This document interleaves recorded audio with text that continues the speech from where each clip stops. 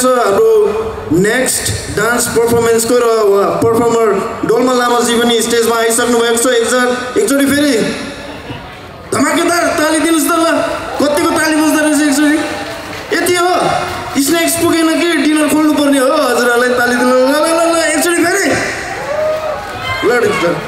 ल let's start another performance track please thank you